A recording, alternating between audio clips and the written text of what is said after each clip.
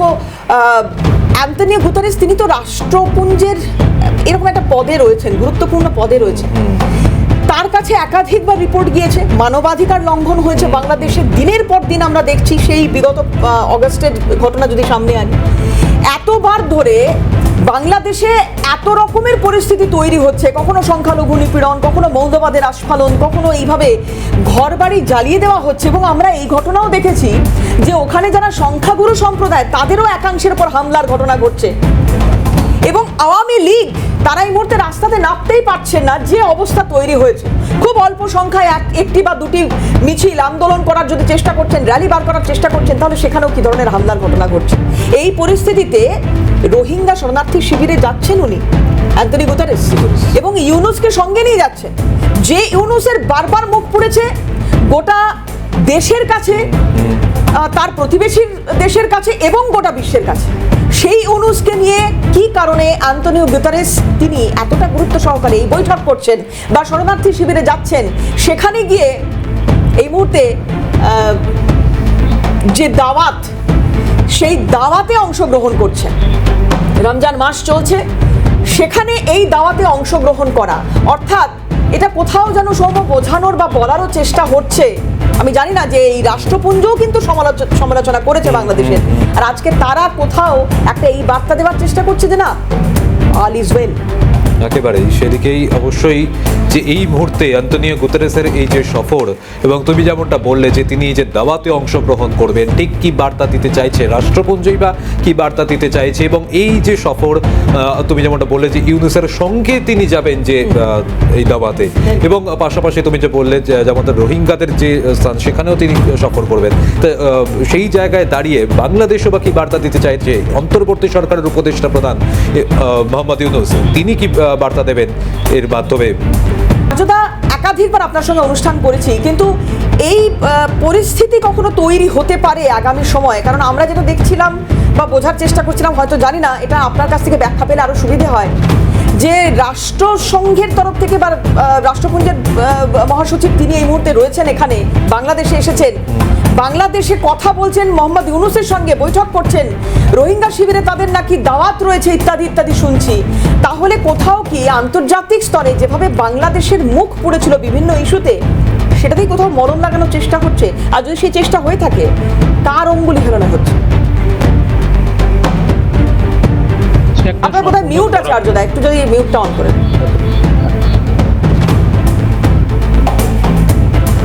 হ্যাঁ বলুন বলুন। ঠিক আছে, শুনতে পাওয়া যাচ্ছে? হ্যাঁ বলুন। আচ্ছা, দেখুন, ইউএন হচ্ছে একটা রাষ্ট্রপুঞ্জ, একটা সম্পূর্ণ করাপ্টেড অর্গানাইজেশন। এটা আমি ডে ওয়ান থেকে বলে আসছি, মেনটেন করে আসছি, অনেক অনেক অনেক দিন ধরে বলে আসছি। এবং ইউনুস তো একটা সুদখোর ব্যবসায়ী। উনি কত টাকা খাইয়েছেন, প্রথমত আপনার যে ইউনাইটেড নেশনস হিউম্যান রাইটসের মানবাধিকার যে বিভাগ আছে, তার যে মহাপ্রধান ভলকার টার্ককে, সে তিনিই জানেন। এবং ভলকার টার্ক, আপনাদেরকে আমি বারবার বলেছি যে রিপোর্টটা পেশ করেছেন, বিশেষ করে গাজীপুর, রংপুর, যেখানে যে সমস্ত হামলা হয়েছে সারা বাংলাদেশ জুড়ে, যেখানে নির্বিচারে যারা অপরাধ করেছে তাদেরকে ছেড়ে দেওয়া হয়েছে, যাদের ওপরে অপরাধ সংঘটিত হয়েছে তাদেরকে গ্রেপ্তার করা হয়েছে। তো সেই সমস্তগুলো ইগনোর করে তিনি তাদেরকেই দায়ী করেছেন এই ভলকার টার্ক তার রিপোর্টে, এটা আমি আগেই বলেছি।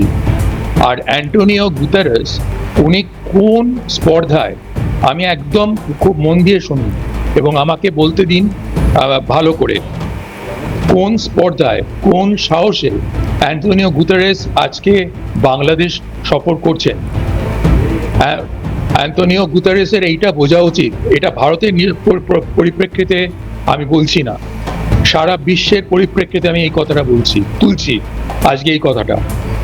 আজকে ইউএনের কোন রুল পারমিট করে ইউএনকে, রাষ্ট্রপুঞ্জকে কোন রুল পারমিট করে রাষ্ট্রপুঞ্জে, যেখানে একটা দখলদার সরকার, দখলদার, যদি কোনো দেশে আজকে ধরুন যেমনি বাংলাদেশের প্রধানমন্ত্রী ইলেক্টেড, নির্বাচিত প্রধানমন্ত্রী ভারতে এক্সাইল, সেইখানে একটা দখলদার সরকার এসে একটা আদালতের কলমের খোঁচায় টোটাল সংসদটাকে অবলুপ্ত করে দিয়ে দখলদারি করে বসে আছে, এবং আপনার সেখানে অপশাসন, দুষ্কর্ম, সব রকমের মহিলাদের সম্ভ্রম,